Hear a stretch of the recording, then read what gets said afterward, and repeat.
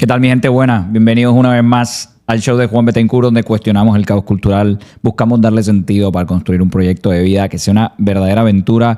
Hoy nos vamos a meter en una de las preguntas más difíciles, más controversiales y más complejas de nuestro tiempo, que es ¿cuándo empieza la vida? ¿Cuándo termina?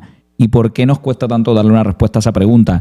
Me voy a meter allí porque leí un artículo del New York Times que salió publicado recientemente y me dejó pensando, me voló la cabeza. Es un tema que desde que estoy estudiando Derecho, estas preguntas me dan vueltas porque hay muchas consecuencias de cómo contestas esa pregunta. O sea, el debate sobre la vida está en el centro de las discusiones sobre el aborto, sobre la pena de muerte, sobre la eutanasia, sobre la bioética.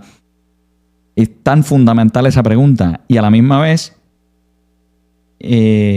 parece que lo damos por hecho. En la Declaración Universal de los Derechos Humanos podemos leer en el artículo 3, los primeros artículos son como introductorios, después del preámbulo se dice que todos nacemos iguales, pero luego en el artículo 3 lo primero que se dice, como vemos en la pantalla, el artículo 3 de la Declaración Universal de los Derechos Humanos dice: todo individuo tiene derecho a la vida. Pero luego parece ser que no estamos muy de acuerdo en qué quiere decir vida. Eso es lo que vamos a intentar contestar en el video de hoy. Gracias por darle clic al video. Acuérdate de darle like, que nos ayuda a seguir regando la voz, a seguir cuestionándonos cosas para ayudar a la gente a construir proyectos de vida, para ayudarte a construir proyectos de vida que sean verdaderas aventuras. Comparte el video y si no le has dado subscribe al canal, aprovecha y dale subscribe para que no te pierdas de nada y sobre todo sigas teniendo ideas para eso, hacer de tu vida una aventura. Te decía que quería cuestionarme la pregunta de cuándo empieza la vida, cuándo termina, cómo tomamos esa decisión, porque leí un artículo del New York Times, ¿no? Entonces, básicamente el artículo es este que ponemos en pantalla. Bueno, esta es la problemática que se forma. El artículo que viene a reseñar es que recientemente se logró mantener con vida unos embriones fecundados en un laboratorio por más de 14 días. Algo que no había pasado antes, que por las distintas razones técnicas, pues esos embriones morían y al cabo de los 14 días. Pero parece ser que ahora se pueden sostener por más de 14 días. Y entonces surge la siguiente pregunta, que es la que ponemos en pantalla, está puesto en inglés. Parecía que había una raya más o menos establecida de, oye, más de 14 días tú no puedes seguir experimentando con embriones en un laboratorio. Pero ahora lo puedes hacer, porque técnicamente puedes alargar la vida de los embriones. Entonces te empiezas a preguntar, oye, pero ¿cuánto es demasiado tiempo para estar experimentando con esos embriones? Acuérdense que en el fondo lo que estamos protegiendo aquí es que no hayan experimentaciones con humanos, con personas humanas. O sea, ¿en qué momento nosotros vamos a empezar a decir, mira, esto ya es una persona y tú no puedes seguir experimentando con esto? Eso es lo que está planteando el artículo del New York Times. ¿Cuánto tiempo? Si yo puedo tener 6 meses o 3 meses o 2 meses en un laboratorio el desarrollo de un embrión humano que ya es un feto, que ya es una... ¿Cuándo ya estoy experimentando? Ya no estoy experimentando con embriones, sino que estoy experimentando con personas. ¿Dónde tiro la raya? 2 semanas, 4 semanas, más allá de allí. Y miren la pregunta tan dura que se hace, o tan difícil de contestar que se hace el artículo del New York Times. Incluso si esa experimentación que estoy haciendo está produciendo unos beneficios tremendos para otras personas que ya han salido del vientre, están viviendo por allí. Pero es el mismo problema que nos planteábamos con las experimentaciones que hicieron los nazis con los judíos en los campos de concentración. De ahí salieron investigaciones científicas interesantes, pero no consideramos que eso estaba bien. Entonces, eso es lo que te está preguntando el artículo del New York Times. ¿Dónde tiramos la raya? ¿Cuál es el estándar válido para empezar a decir esto ya es una persona? ¿Cuándo le empieza a aplicar el artículo 3 de la Declaración de los Derechos Humanos? Es lo que se preguntan los científicos. Personalmente he estrogoleado mucho con esa pregunta. Me ha ayudado a contestarla, por lo menos desde mi punto de vista, hacerme otra pregunta, que es: ¿yo puedo decidir cuándo termina la vida? Y por eso yo no he querido, por ejemplo, nunca he estado a favor de la pena de muerte. Porque me parece que de alguna manera la pena de muerte es que nosotros como sociedad nos estamos otorgando el derecho de decidir cuándo una persona debe morir.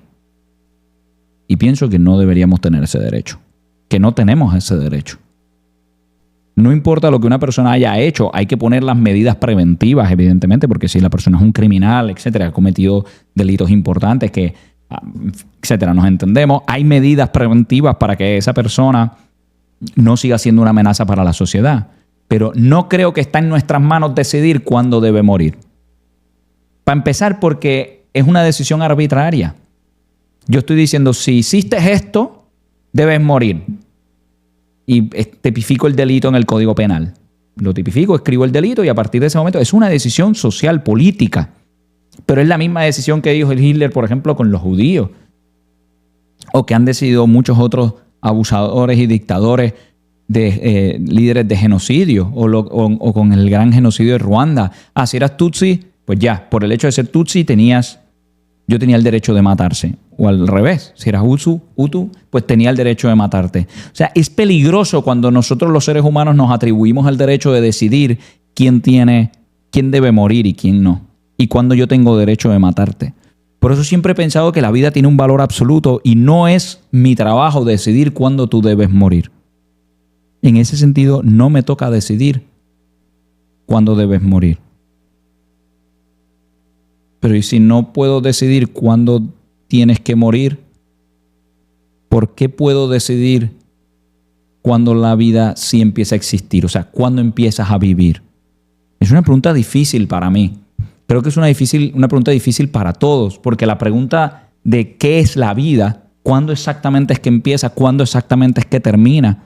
Si tú haces research, como lo he hecho para este video, pero también porque es una pregunta como persona que me dedico al desarrollo personal, como persona que se dedica a la plenitud de las personas, a lograr ayudar a las personas a alcanzar su plenitud, pues la propia existencia, su propia existencia para mí es lo más fundamental. Y es decir, ¿qué es exactamente la vida?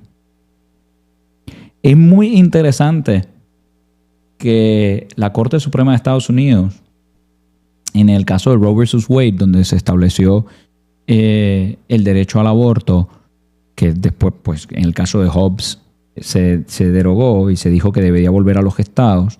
Ahí hay una línea que desde que yo era estudiante de Derecho y tuve que estudiar estos casos, como me quedé un poco confundido. Vamos a leer lo que dice esa decisión. Esto es una decisión, estos son 3 líneas literales del caso. Están escritas por el juez que redactó la decisión. La leo. We need not resolve the difficult question of when life begins. Están discutiendo sobre si existe o no el derecho al aborto, que básicamente es una decisión sobre cuándo empieza la vida. Porque si la Declaración Universal de los Derechos Humanos dice que todo el mundo tiene derecho a la vida, pues tú no deberías interrumpir una vida si ahí existe. De hecho, las personas que defienden el derecho al aborto lo que argumentan es que ahí no hay vida. Porque si hubiera vida, creo que estamos todos de acuerdo. Pero el tribunal, por alguna razón, dice, no tenemos que resolver la pregunta de si hay vida o no.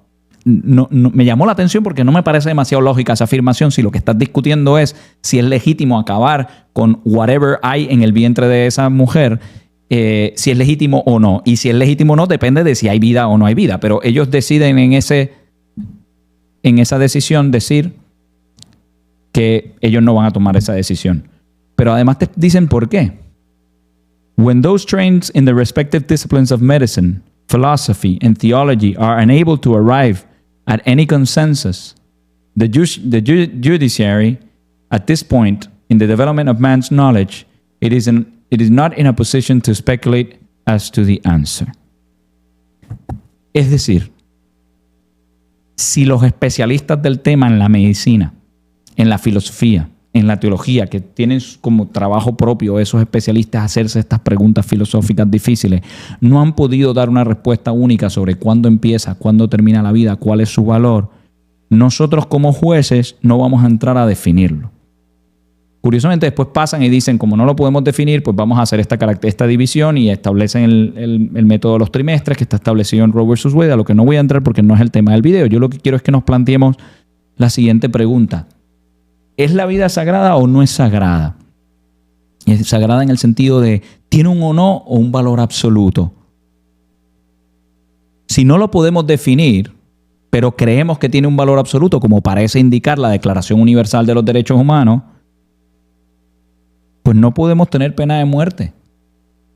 Pero también, por ejemplo, en el caso de los investigadores que del artículo del New York Times, pues se tienen que empezar a cuestionar que no se puede seguir alargando el periodo de investigación con esos embriones, porque en el fondo la pregunta que estás intentando contestar es ¿cuándo empieza la vida? Pero si no puedes decidir qué es la vida y por eso no puedes decidir cuándo se acaba, tampoco deberíamos tener la potestad de decidir cuándo comienza. Pareciera que la pregunta sobre qué es la vida se ha convertido en algo como de utilidad, de conveniencia. Si es muy complicado que la vida funcione de una manera, pues hacemos unos ajustes para que la vida se entienda según nos conviene. Pero de verdad la vida, ese derecho fundamental, ese derecho sin el cual ningún otro desarrollo personal, ningún otro crecimiento puede existir, ¿ese derecho tiene que plantearse en términos de utilidad o tiene un valor absoluto? Es decir, desde cualquier momento en que vemos un potencial de vida tiene que ser respetado hasta que ese potencial desaparezca naturalmente. Eso es el valor absoluto. Porque si no empezamos a hacer contradicciones, en donde en algunos casos es un valor absoluto y en otros casos es como de utilidad y de conveniencia. En el caso de la investigación que están haciendo con los embriones, pues decir, bueno, pero como aquí podemos encontrar la solución a algunas enfermedades, vamos a hacer legítimo la experimentación con humanos que además no pueden consentir en la experimentación. ¿What? ¿De verdad eso es lo que estamos diciendo? Pero en otros casos, no, porque esa persona, nosotros no tenemos derecho a decidir cuándo esa persona va a morir en el caso de que cometió un delito y en teoría tiene pena de muerte. Creo que si no sabemos lo que es la vida, no podemos tener derecho a decir ni cuándo termina ni cuándo empieza. Es una pregunta definitivamente fundamental y es una pregunta incómoda, porque es una pregunta que lo que nos plantea es que quizá el debate sobre qué es la vida, cuándo empieza, cuándo termina, quién pone las reglas de la vida, no se puede establecer desde la ciencia, ni la ley, ni la política. Porque la vida es algo que no controlamos completamente. Esa realidad es incómoda. La vida es una de esas cosas que de alguna manera no está sometida a nuestras decisiones personales. Porque ni nos las dimos, ni sabemos cómo terminarla. No la podemos controlar totalmente. Quizá esto es una idea que nos puede ayudar a contestar esa pregunta. De nuevo, este video es más como una apertura de una conversación. No tengo todas las respuestas, pero el artículo me removió profundamente, el artículo que leí en el New York Times, para hacerme estas preguntas difíciles. Si la vida no nos pertenece, si la vida es lo más fundamental, si la vida nosotros no la estamos creando, pues no podemos decidir cuándo terminarla y por eso creo que no debe haber pena de muerte, pero tampoco podemos decidir cuándo empieza y por eso la experimentación con embriones tiene que tener un límite muy temprano o no debería darse, porque estás diciendo tú cuándo empieza la vida. Al final queremos que la vida sea de verdad un valor absoluto o la vida va a ser una cuestión de conveniencia. Cuando me interesa que haya vida, pues la hay. Cuando no me interesa que no haya vida, no, pues no la hay. ¿Nos damos cuenta de lo peligroso que es ese razonamiento? Yo creo que no son, evidentemente, temas fáciles.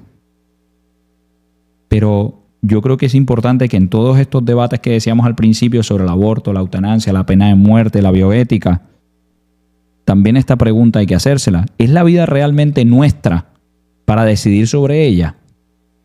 ¿O tenemos que aceptarla toda, completa, all in? Creo que se equivoca Roe versus Wade cuando dice que no tenemos que resolver la pregunta difícil sobre cuándo empieza la vida o cuándo termina la vida. Creo que esa es la pregunta fundamental, porque todo lo demás, el resto de la sociedad se construye sobre eso. Este podcast no tendría sentido si no tenemos una respuesta clara a esa pregunta. Sé que no es difícil, pero vamos a arrancar la conversación.